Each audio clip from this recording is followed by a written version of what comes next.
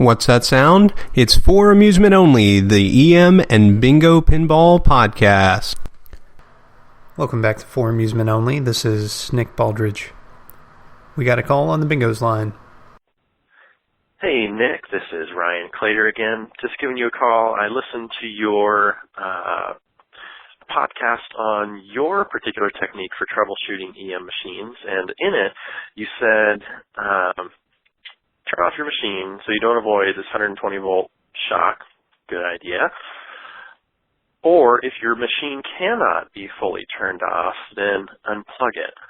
So what does that mean exactly? How do you know if a machine cannot be fully turned off? Thankfully, we have you around to let us know about this. Can't wait to hear what you have to say. Thanks a lot for the podcast, man. Keep it up. Take care. Ryan, thank you for your call. And that's a very good point.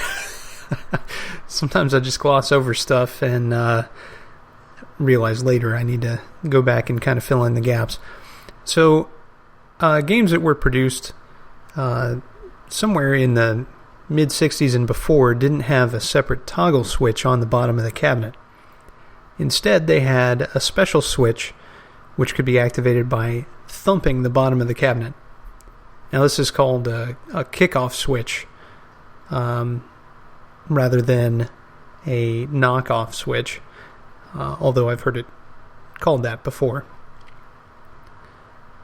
But a knockoff switch would actually knock the credits off of a game. So this kickoff switch, what it does is it will cut the power to the lock relay inside your machine.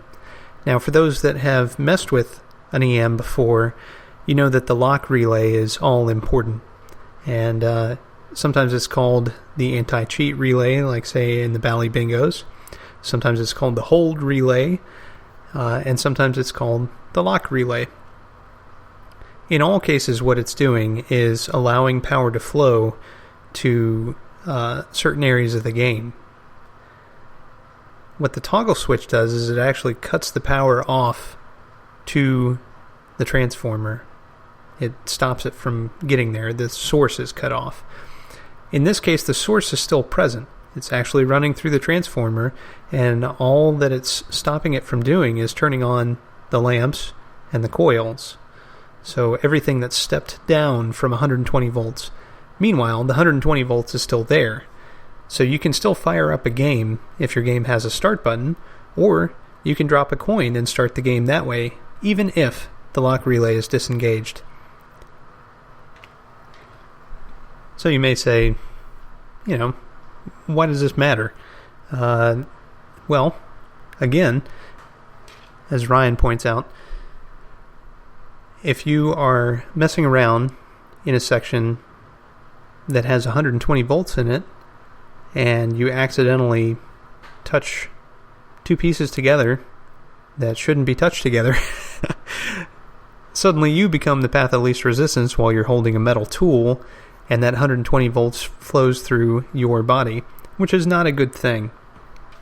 Now, another thing to think about if you're working on a 30s game, or one that ran off of dry cell batteries that's been converted to run off of outlet power, unless you understand how the conversion took place and where the power is flowing, you need to be very careful about working on one of those games as well. Getting shocked by a 12-volt dry cell battery is no big deal, although because it's DC, it's still quite painful. But if you're shocked by 120-volt outlet power, that's a whole different story. So, to be safe, you would unplug this type of game. Now, an acceptable substitute is if you have the ability to cut the power off to the game elsewhere.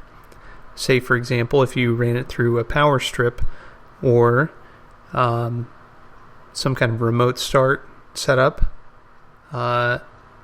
anything of that nature that can actually turn the power off to the outlet, or hey, even trip the breaker.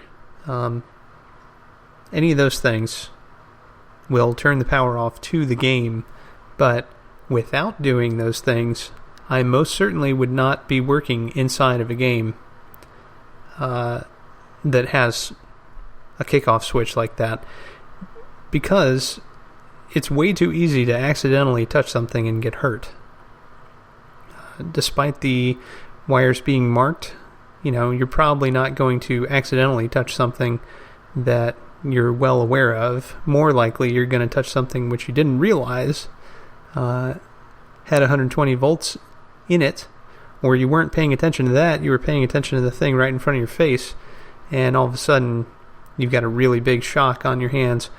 And being bit by 120 volts is not fun, speaking from experience.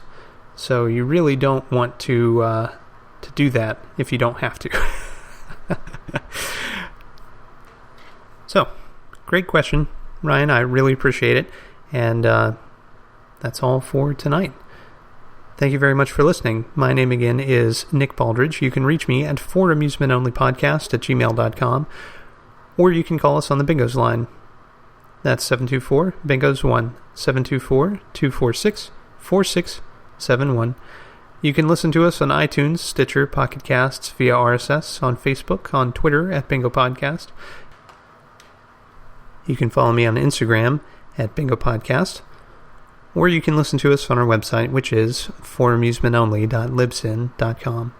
Thank you very much for listening, and I'll talk to you next time.